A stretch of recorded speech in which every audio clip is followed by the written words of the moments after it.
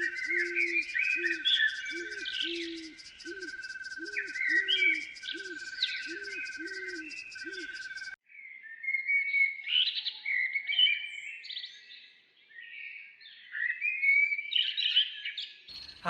എല്ലാവർക്കും നമസ്കാരം. 4K film എൻ്റർടൈൻമെൻറ്റ്സിലേക്ക് സ്വാഗതം. ഇന്ന് നമ്മുടെ ഫുഡ് സ്പോട്ടിൽ നമ്മളൊരു അടിപൊളി വിഭവമായിട്ടാണ് വന്നേക്കുന്നത്. കോലിഞ്ചി വെച്ചൊരു അച്ചാർ. ഈ കോലിഞ്ചിയുടെ ഗുണമെന്ന് പറയുമ്പോൾ നമ്മുടെ സ്റ്റൊമക്ക് ഇഷ്യൂസൊക്കെ സോൾവ് ചെയ്യുന്ന ഒരു നല്ലൊരു മെഡിസിനാണ് കോലിഞ്ചി എന്ന് പറയുന്നത്. ഭയങ്കര കോസ്റ്റ്ലി ആയിട്ടുള്ളൊരു സാധനമാണ് ഈ കോലിഞ്ചി. അപ്പോൾ നമുക്ക് നമ്മുടെ കോലിഞ്ചി വെച്ച് എങ്ങനെ അച്ചാർ ഉണ്ടാക്കിയെടുക്കാമെന്ന് നോക്കാം. അതോടൊപ്പം തന്നെ നമ്മുടെ ചാനൽ ഇതുവരെ സബ്സ്ക്രൈബ് ചെയ്തിട്ടില്ല, ദയവായി സബ്സ്ക്രൈബ് ചെയ്യുക. അതോടൊപ്പം ആ ബെൽ ബട്ടൺ കൂടി എനേബിൾ ചെയ്യാം. അപ്പോൾ നമുക്ക് നമ്മുടെ കോലിഞ്ചിയുടെ അച്ചാർ എങ്ങനെ ഉണ്ടാക്കിയെടുക്കാമെന്ന് നോക്കാം. അപ്പോൾ ഇതാണ് നമ്മുടെ കോലിഞ്ചി. നമ്മൾ കിളച്ച് കൊണ്ടുവന്ന് നല്ല കഴുകി വൃത്തിയാക്കി വെച്ചേക്കാണ്. ഇതിന് ഒരുപാട് ഔഷധ ഗുണങ്ങളുള്ളതാണ്. ഏത് ഒരു ആയുർവേദിക് മെഡിസിൻ എടുത്താലും ഈ കോലിഞ്ചിയുടെ കണ്ടന്റ് കാണും. ഇനിയിപ്പം നമ്മുടെ കോലിഞ്ചി നല്ലോണമൊക്കെ നമുക്കൊന്ന് ചതുരത്തിലൊക്കെ കട്ട് ചെയ്ത് അച്ചാറിടാം. അടിപൊളി ടേസ്റ്റി ആയിരിക്കും. അപ്പോൾ നമുക്ക് അച്ചാർ ഇടുന്നത് എങ്ങനെയാണെന്ന് നോക്കാം. നമ്മുടെ കോലിഞ്ചി അച്ചാർ ഉണ്ടാക്കാൻ വേണ്ടുന്ന ഐറ്റംസ് ഒക്കെയാണ്. നമ്മളിപ്പോൾ കോലിഞ്ചി നല്ല രീതിയിൽ കട്ട് ചെയ്തെടുത്തിട്ടുണ്ട്, നല്ല ചതുരത്തിൽ കട്ട് ചെയ്തെടുത്തിട്ടുണ്ട്. അത് കഴിഞ്ഞ് നമുക്ക് വേണ്ടതെന്ന് വെച്ച് കഴിഞ്ഞാൽ കുറച്ച് കറിവേപ്പില വേണം, പിന്നെ ചുമന്നുള്ളി, കൊച്ചു ചുമന്നുള്ളി വേണം, പിന്നെ കുറച്ച് പൂവുണ്ട്, വെളുത്തുള്ളി ഒരു 4-5 എണ്ണം കട്ട് ചെയ്തത്, പിന്നെ ഒരു 3 പച്ചമുളക് കട്ട് ചെയ്തതാണിത്, പിന്നെ 4-5 വറ്റൽമുളക്. ഇത് ഇത്രയാണ് നമുക്ക് വേണ്ടുന്നത്. ഇനിയും നമുക്ക് വേണ്ടുന്ന കുറച്ച് പൊടിവർഗ്ഗവും കൂടിയുണ്ട്. അതെന്തൊക്കെയാണെന്ന് നമുക്ക് നോക്കാം. അതിൻ്റെ കൂടെ തന്നെ നമുക്ക് കുറച്ച് കായപ്പൊടി വേണം, മുളക് പൊടി വേണം, മഞ്ഞൾപ്പൊടി വേണം. ഇതെന്ന് പറയുന്നത് ഉലുവയും നമ്മുടെ ജീരകവും കൂടി പൊടിച്ചതാണ്, ചൂടാക്കി പൊടിച്ചതാണ്. പിന്നെ കുറച്ച് കടുക് വേണം. പിന്നെ ഇത് ശർക്കരയും പുളിയുമാണ്. ഇത് പുളിവെള്ളവും ശർക്കര വെള്ളവും നമുക്ക് കുറച്ച് ഒഴിച്ചു കൊടുക്കണം ഇതിനകത്ത്.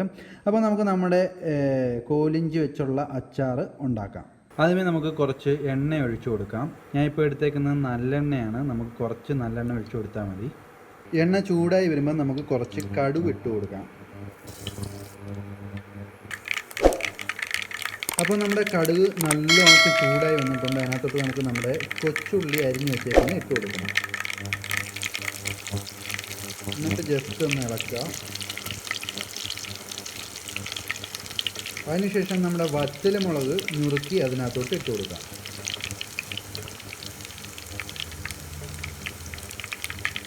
ഇപ്പോൾ നമ്മുടെ ഉള്ളി മുളകും കൂടി ഒന്ന് മൂത്ത് വന്നിട്ടുണ്ട്. നമുക്കിനിയിപ്പോൾ അതിനകത്തോട്ട് നമ്മുടെ കറിവേപ്പില ഇട്ട് കൊടുക്കാം.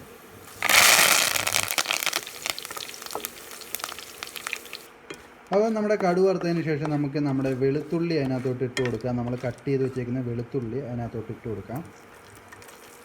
എന്നിട്ട് ജസ്റ്റ് ഒന്ന് വഴറ്റിയെടുക്കുക. വെളുത്തുള്ളി ഇട്ടതിന് ശേഷം നമ്മുടെ പച്ചമുളക് 3 എണ്ണം കട്ട് ചെയ്തത് ഇട്ട് കൊടുക്കുക.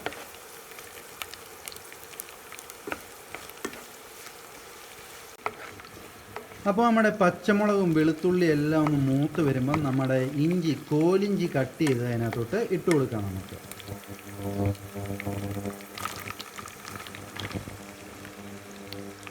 ഇട്ടതിന് ശേഷം നമുക്ക് നല്ലോണം ഒന്ന് ഇളക്കണം.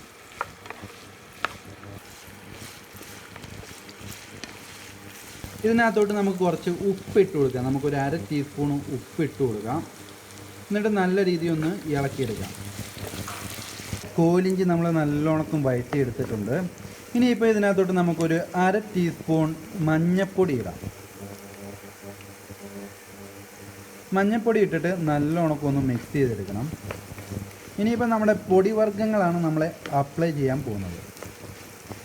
അപ്പോൾ മഞ്ഞൾപ്പൊടി ഇട്ട് നല്ലോണം ഇളക്കിയതിന് ശേഷം നമുക്ക് ഒരു 2 ടേബിൾ സ്പൂൺ മുളക് പൊടി ഇട്ട് കൊടുക്കാം. ഞാൻ ഇപ്പോൾ ഇടുന്നതെന്ന് വെച്ച് കഴിഞ്ഞാൽ നമ്മുടെ കാശ്മീരി ചില്ലിയാണ്. അപ്പോൾ നല്ലോണക്കും 2 ടേബിൾ സ്പൂൺ ഇട്ട് കൊടുത്തിട്ട് അടിപൊളിയായിട്ട് അങ്ങോട്ട് ഇളക്കുക. ഒരു ലോ ഫ്ലെയിമിൽ എടുത്താൽ മതി, അല്ലെങ്കിൽ തുമ്മി ഊപ്പാട് വരും. ഇത് നമ്മുടെ ഉലുവയും ജീരകവും കൂടി വറുത്ത് പൊടിച്ചെടുത്തതാണ്. നമുക്കൊരു 1 ടീസ്പൂൺ ഇതിനകത്തോട്ട് ഇട്ട് കൊടുത്തിട്ട് നല്ലോണക്കും ഇളക്കാം.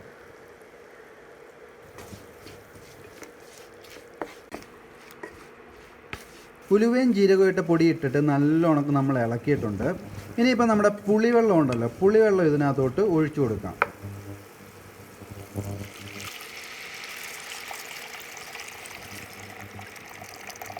അങ്ങനെ നമ്മുടെ പുളിവെള്ളം നമ്മൾ ഇതിനകത്തോട്ട് ഒഴിച്ചിട്ട് ഇതിനകത്ത് നല്ലോണം ഇളക്കണം.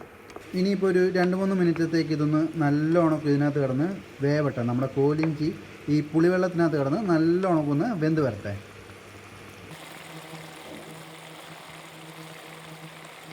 അപ്പോൾ നമ്മുടെ കോലിഞ്ചി പുളിവെള്ളത്തിൽ കിടന്ന് നല്ലോണം വെന്ത് വന്നിട്ടുണ്ട്. ഇനിയിപ്പം നമുക്ക് അടുത്ത് നമ്മുടെ കായപ്പൊടി ഇതിനകത്തോട്ട് ഇട്ടിട്ട് നല്ലോണം ഇളക്കാം. കായപ്പൊടിയാണ് നമ്മുടെ ഏതൊരു അച്ചാറിൻ്റെയും മെയിൻ ഇൻഗ്രീഡിയൻറ്റ്. എന്ന് വെച്ച് കഴിഞ്ഞാൽ നമ്മുടെ സ്വാദ് കൂട്ടുന്ന ഒരു ഐറ്റമാണ് ഈ കായപ്പൊടി എന്ന് പറയുന്നത്.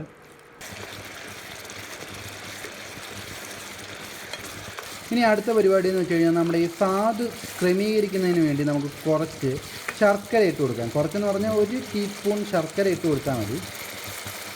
അപ്പോൾ നല്ല ടേസ്റ്റി ആയിട്ട് നമുക്ക് കോലിഞ്ചി അച്ചാർ കിട്ടും. അപ്പോൾ എന്നിട്ട് നമ്മൾ ഈ ശർക്കര ഇട്ട് കഴിഞ്ഞാൽ നല്ലോണം ഒന്ന് ഇളക്കണം. ആ ശർക്കര ഒന്ന് അലിഞ്ഞ് ഇതിനകത്തെല്ലാം ഇറങ്ങണം. അപ്പോൾ നമ്മുടെ കോലിഞ്ചി അച്ചാർ നല്ലോണം വെന്ത് വരുന്നുണ്ട്. നമുക്കൊരു 2 മിനിറ്റും കൂടി വെച്ചേക്കാം, എന്നിട്ട് വാങ്ങിയാൽ മതി. ഞാൻ ഇതിനകത്തിപ്പം നമ്മുടെ വിനാഗിരി ഒന്നും ചേർക്കുന്നില്ല. കാരണം എന്ന് വെച്ച് കഴിഞ്ഞാൽ ഇതിൻ്റെ നാച്ചുറൽ ടേസ്റ്റ് കിട്ടണമെങ്കിൽ വിനാഗിരി കെമിക്കലൊന്നും ഇല്ലാതെ നമുക്ക് എടുക്കാം.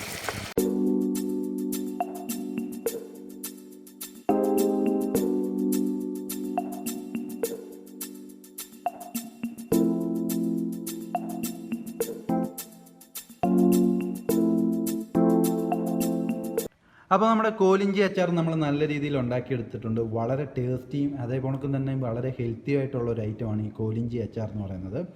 നിങ്ങളും ട്രൈ ചെയ്ത് നോക്കുക. അതോടൊപ്പം തന്നെ നമ്മുടെ ഈ ചാനൽ ഇഷ്ടപ്പെടുകയാണെങ്കിൽ, നമ്മുടെ വീഡിയോസൊക്കെ ഇഷ്ടപ്പെടുന്നുണ്ടെങ്കിൽ ഈ ചാനലൊന്ന് സബ്സ്ക്രൈബ് ചെയ്യുക, എല്ലാവർക്കും ഷെയർ ചെയ്ത് കൊടുക്കുക. അപ്പം ഈ കൊറോണ കാലത്ത് ഞങ്ങൾക്കും കുറേ ബുദ്ധിമുട്ടുകളൊക്കെ ഉണ്ടായി. അതുകൊണ്ടാണ് തുടർച്ചയായിട്ട് വീഡിയോസ് ഇടാൻ പറ്റാഞ്ഞത്. ദയവായി ക്ഷമിക്കുക, ഞങ്ങളെ മാക്സിമം സപ്പോർട്ട് ചെയ്യുക. അടുത്തൊരു നല്ല വീഡിയോയുമായി വരുന്നിടം വരെ ബൈ ബൈ.